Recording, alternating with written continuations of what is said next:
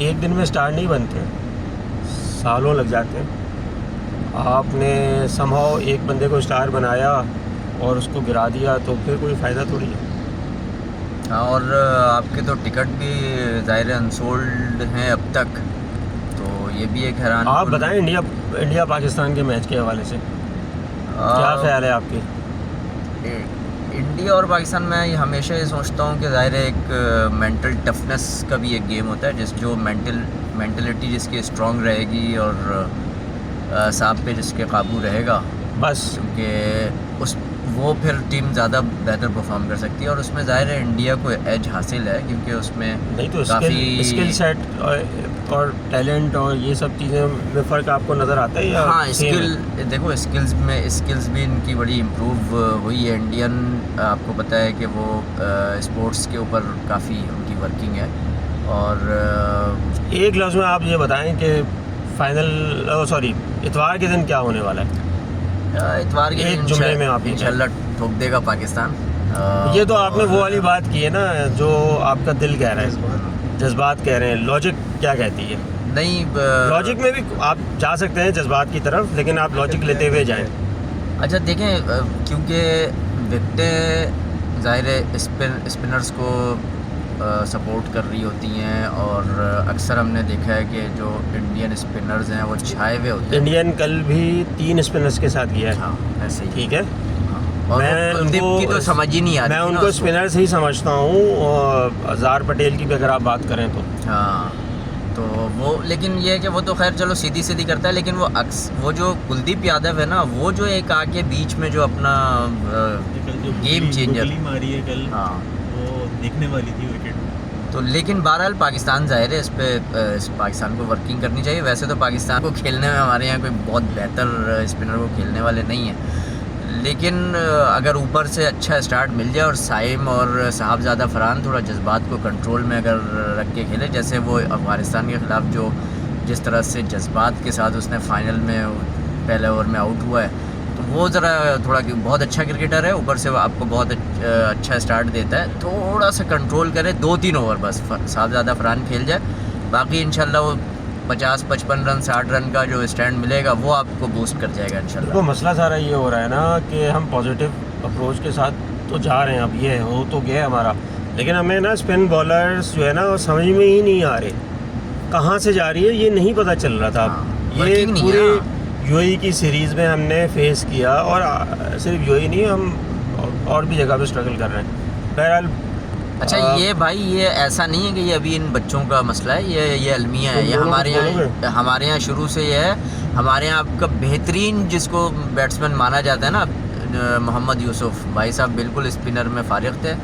अब्दुल रज़ाक साहब, हाँ वो खेल लेते थे, वो ज़ाहिर इम्प्रूवमेंट हो गई थी, बहुत अच्छा था, और यूनुस खान सबसे बेस्ट था। ज़ाहिर है कि उन लोगों ने बहुत अच्छा खेला स्पिनर को, शेन वॉर्न को और स्टुअर्ट एक ज़माने में मैकगिल को। और खैर हम टू द पॉइंट फाइनल पे ही रहते हैं। फाइनल में आपका ये है कि अगर अच्छी क्रिकेट शुरू की जाए, देखें इसमें ताबिश भाई ऑन द पेपर तो देखें तो पाकिस्तान का ही नज़र नहीं आता, वन साइडेड मैच नज़र आता है आपको इंडिया पाकिस्तान का, ठीक है, ऑन द पेपर ये। और इंडिया के पास भी नए खिलाड़ी हैं कोई, अब उनका अभिषेक आप देख लें कल जिस तरह से उसने खेला, और पिछली जो इसने डेब्यू हुई है 2025 में ही किया मेरे ख्याल, अगर मैं गलत नहीं तो उसकी आप देख लें इंग्लैंड के परफॉर्मेंस, और हमारे खिलाड़ी भी देख लें, तो ऑन द पेपर तो कोई मुकाबला नहीं है। अनप्रेडिक्टेबल टीम में पाकिस्तान, कुछ कह नहीं सकते। अच्छा, इसमें देखो एक चीज़ है, मैंने हमेशा ये देखा है कि जो इंडिया के जो नई लॉट आती है ना, वो परफॉर्म नहीं करती है। आप देख लेना हिस्ट्री उठा के, तो ये तो आप छोड़ दो, अभिषेक इंशाल्लाह परफॉर्म नहीं कर रहा है कल, ये बिल्कुल डन है कि ऊपर से प्रेशर पड़ेगा, निकल जाएंगे। तो जो आपकी क्रीम होती है दोनों एंड की, यानी इंडिया की साइड से भी और पाकिस्तान, वही परफॉर्म करती है, और हमेशा से यही होता रहा है भाई। अभी अगर उधर से परफॉर्म हो गया तो हार्दिक पांड्या अगर कर जाए, या सूर्या कुमार यादव अगर परफॉर्म कर जाए तो कर जाए, वरना ऊपर से आप उनको आराम से पकड़ सकते हो। हल्की सी हिलेगी बॉल शाइन की और वो निकाल देगा 1-2 विकेट ना। जैसे प्लेयर भी मौजूद हैं। हाँ, शबमन, क्योंकि आप उसको वनडे का तो अच्छा बैट्समैन कंसीडर कर सकते हो, लेकिन अभी T20 में उसको परफॉर्म करना है। अभी 2024 जुलाई अगस्त से वो कंटिन्यूस खेल हाँ अनप्रेडिक्टेबल तो है और उसका तो कोई कुछ नहीं कर सकता। अनप्रेडिक्टेबल जो प्रेडिक्टेबल है चीज़ें उसमें यह है कि स्किल वाइज जो है वो टीम जो है वो पाकिस्तान की वीक है, स्पिनर्स को अच्छा नहीं खेल रहे। और पहले जो थे प्लेयर्स वो यकीनन स्किल सेट वाइज बहुत बेहतर थे, स्पिनर्स को भी बहुत बेहतर खेलते थे। मिसाल के तौर पर यूनुस खान, इंजमाम, इवन मिसबाह भी खेल लेते थे बहुत। स्वीप वगैरह जिसको कहें आप, स्वीप शॉट खेलना आता है जो गो टू शॉट होता है स्पिन के ऊपर है। सरफराज स्पिन को बहुत अच्छा खेल लेता था, स्लॉग भी करता बिल्कुल, सरफराज बहुत अच्छा प्लेयर था था, स्पिनर। स्पिन पे ये स्लॉग भी करता था, कट भी मार लेता था सरफराज भी। तो आज आप बताएं कोई कट खेलने वाला, स्वीप खेलने वाला या हफीज़ वगैरह जो है पाँव निकाल के आगे निकल के स्ट्रेट निकाल देते थे। शोएब मलिक था। शोएब मलिक, हाँ शोएब मलिक एक डिफरेंट ऑर्थोडॉक्स था वो, लेकिन ये कि हफीज़ भी आगे निकल के आप मुझे बताएं स्पिनर्स को आगे अच्छा, निकल के स्ट्रेट खेलने वाला कौन? अभी प्रेडिक्टेबिलिटी के हिसाब से जो है टीम जो है वीक है और स्पिनर्स को अच्छा नहीं खेलती हुई आ रही रिसेंट पास में भी, तो इस पे काम करने की ज़रूरत है। लेकिन प्रेशर लेके खेलेंगे कोई फ़ायदा नहीं है, जो प्रैक्टिस करेंगे वही मैच में करेंगे। अगर कुछ स्पिनर्स पे काम करके खेल रहे हैं तो बहुत अच्छी बात है। और इंडिया के पास क्वालिटी और वैरायटी स्पिनर्स हैं, बहुत डिफरेंट वैरायटी है। तो अपनी स्ट्रेंथ पे खेलना चाहिए और ये नहीं समझना चाहिए कि अगर इंडिया की स्ट्रेंथ जो है वो बैटिंग है या स्पिनर्स हैं तो वो स्पिनर्स को अच्छा भी खेलते हैं, ये नहीं सोचना चाहिए। स्पिन विकेट है, कोई भी फंस सकता है, ठीक है, अगर स्पिन विकेट है। और मतलब ज़रूरी नहीं है कि इंडिया अच्छे स्पिनर्स को खेलता है क्या उस दिन भी खेल ले। भाई आपके पास अगर अभी जो लॉट में, बॉलिंग लॉट में अबरार और सुफियान मुकीम ऐसा टैलेंट है जो शायद टफ़ टाइम दे इंडिया को, क्योंकि बाकियों से आप नहीं तवक्का कर सकते जो आपके लॉट में बाकी हैं बॉलर्स, ठीक है। तो थ्रू आउट इनके साथ तो जाएं, प्लस आप प्रॉपर बॉलिंग लाइन खिलाएं। इंडिया को आप सिर्फ बैटिंग लाइन खिला के आउट नहीं कर सकते। आपको अपने साथ सिर्फ 3 बॉलर्स के साथ नहीं जाना चाहिए, कम से कम 4 बॉलर्स के साथ जाना चाहिए अगर आपने इंडिया को शिकस्त देनी। ये मेरी अपनी राय है, ठीक है। और प्रॉपर फिर बैट्समैन आप लेके जाएं जो हैं आपके।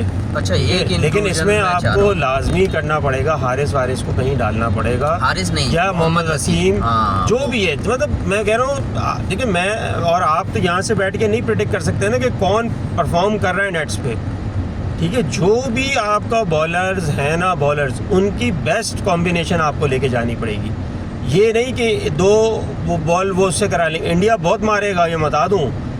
पार्ट टाइमर्स को इंडिया छोड़ेगा नहीं, वहीं से रन लेगा आपके, वहीं से 40, 50, 60 रन बनाएगा इंडिया पार्ट टाइमर्स को, ठीक है। आप ये देखें कि आपके ऊपर कितना अच्छा प्रेशर बन जाता है जब आप 2 अच्छे बॉलर, 3 अच्छे बॉलर खिलाते हैं तो वो पार्ट टाइमर्स भी विकेटें ले जाते हैं। तो बहरहाल फुल स्ट्रेंथ के साथ जाएं अपनी बॉलिंग में, प्लस पॉजिटिव माइंडसेट के साथ। इंडिया तो हराएगा ही आपको ये बात पता होना चाहिए कि इंडिया हरा देगा। आप उससे घबराना नहीं है, उससे अब ये हो गया जुमला, घबराना नहीं है वाला।